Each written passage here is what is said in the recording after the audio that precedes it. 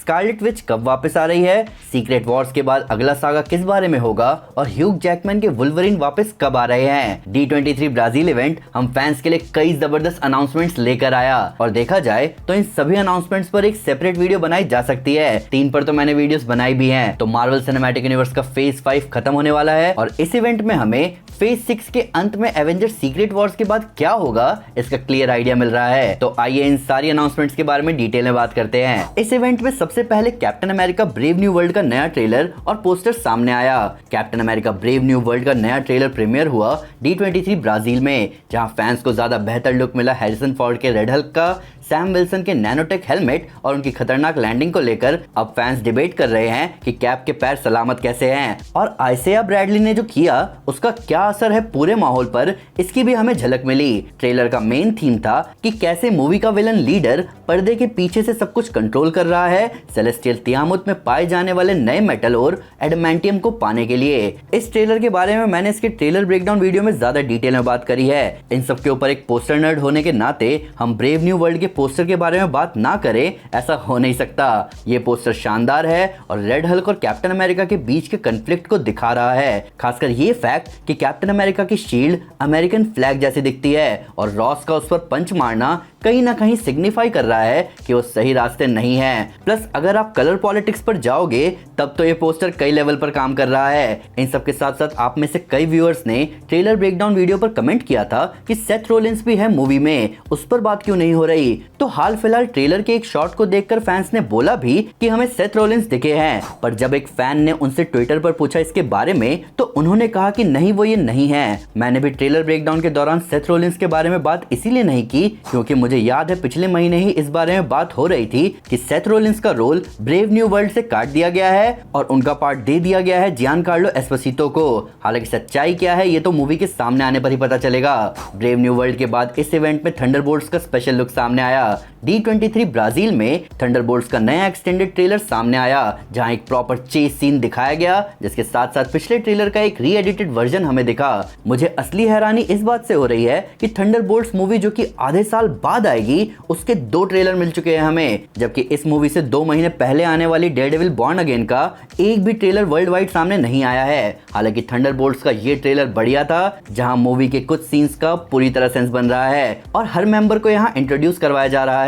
मैंने अपने trailer breakdown में इसके बारे में डिटेल में बात करी है। हालांकि कई लोगों का कहना है कि मैंने ट्रेलर ब्रेकडाउन में वैलेंटीना यानी वेल की असिस्टेंट मेल की बात नहीं करी, जिसका रोल प्ले कर रही है जेराल्डीन विश्वनाथन। मेल को लेकर फैंस के बीच एक थ्योरी चल रही है कि मेल का पूरा नाम हो सकता है मेलिसा गोल्ड, जिसे कॉमिक्स में जाना जाता है सॉन्गबर्ड के नाम से, और इसका सेंस भी बनेगा क्योंकि सॉन्गबर्ड कॉमिक्स में ओरिजिनल थंडरबोल्ट्स टीम की मेंबर थी, पर इससे जुड़ी ना कोई डिटेल सामने आई है ना ही ट्रेलर में ऐसा कुछ दिखा है। तो अभी के लिए तो ये थ्योरी ही है। हालांकि मुझे ज्यादा कूल लगा लोगों का पॉइंट आउट करना बकी के चेस सीन को, जिसकी entry winter soldier comic book cover जैसी दिख रही है। अगले पैनल में बताया गया कि व्हाट इफ के फाइनल सीजन में कोई दिखने वाला है। मार्वल स्टूडियोज ने कंफर्म कर दिया कि स्टॉर्म हमें दिखेगी व्हाट इफ के फाइनल सीजन में, जहां लिखा हुआ आया अल्टीमो ओल्हार, जिसका मतलब है वन लास्ट लुक, जिसके हर लेटर में आप व्हाट इफ के सीजन 3 के अलग अलग कैरेक्टर्स को देख सकते हो, जिसमें लेटर आर में हमें स्टॉर्म भी दिख रही है। जिसके बाद व्हाट इफ सीजन 3 का ट्रेलर सामने आया जिसमें हमें प्रॉपर शॉट दिखा स्टॉर्म का म्योनिर होल्ड किए हुए।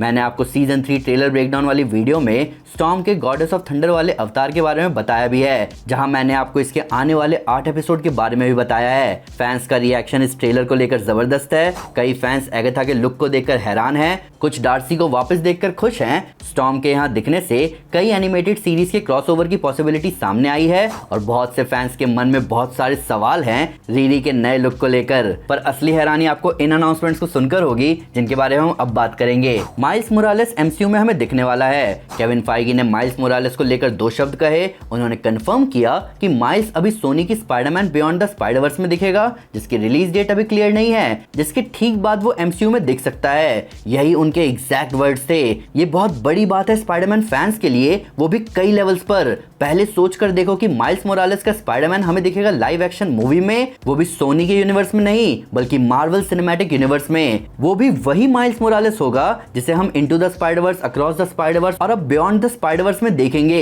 ये बहुत जबरदस्त अनाउंसमेंट है केविन फाइगी की तरफ से। अब इस अनाउंसमेंट के साथ कहीं ना कहीं ये क्लियर हो गया है कि क्यों स्पाइडरमैन बियॉन्ड द स्पाइडरवर्स का प्रोडक्शन डिले हुआ। Behind the scene Spiderman characters को लेकर कुछ तो खिचड़ी पक रही है। मैं उम्मीद करूंगा कि ये हम फैंस के लिए टेस्टी हो। इसके बाद म्यूटेंट सागा की बात हुई और ये शायद पहली बार होगा जब केविन फाइगी ने कंफर्म किया हो कि 2027 में एवेंजर्स सीक्रेट वॉर्स के आने के बाद मार्वल सिनेमैटिक यूनिवर्स में म्यूटेंट्स का मेजर रोल होगा।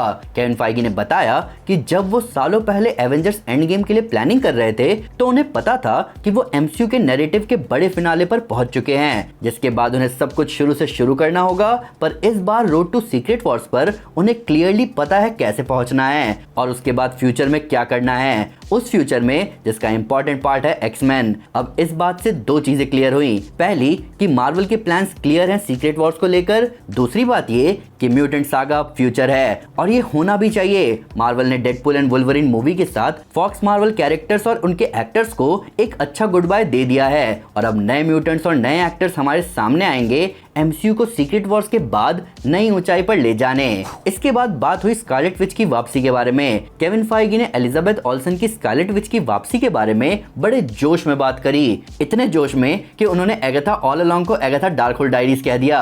उन्होंने इवेंट में कहा कि हाल फिलहाल एगाथा डार्कहोल्ड डायरीज डिज्नी प्लस पर आई है और वो सीरीज जबरदस्त थी मार्वल के लिए और तब से फैंस के मन में वांडा को लेकर कई सवाल चल रहे हैं। पर अभी के लिए मैं इतना कह सकता हूँ कि हम बहुत एक्साइटेड होंगे ये जानकर कि स्कारलेट विच कब और कैसे आएगी। अभी एलिजाबेथ ओल्सन के लिए रूमर्स चल रहे हैं कि वो विजन सीरीज में दिखेंगी और उनकी सोलो मूवी भी सामने आ सकती है। प्लस कई जगह ये भी सुनने को मिला है कि स्कारलेट विच अब हमें आगे डॉक्टर डूम के साथ दिखेगी। अब केविन फाइगी ने वांडा के बारे में ऑफिशियली बात तो करी, लेकिन ये बात कुछ बताने से ज्यादा हमें उम्मीद दे रही है कि वांडा की स्टोरी किसी जबरदस्त डायरेक्शन में जाने वाली है। इसके बाद बात हुई ब्लेड और ह्यूग जैकमैन के वुल्वरीन की।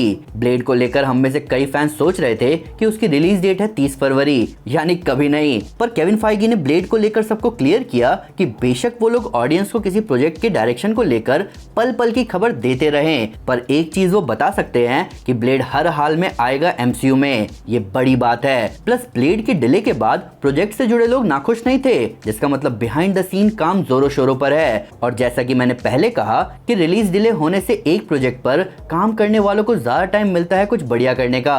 ह्यू जैकमैन के वुल्वरीन और रायन रेनॉल्ड्स के डेडपूल को लेकर केविन फाइगी ने कहा कि डेडपूल और वुल्वरीन को लेकर प्लान अभी भी वही है जो हमेशा से था।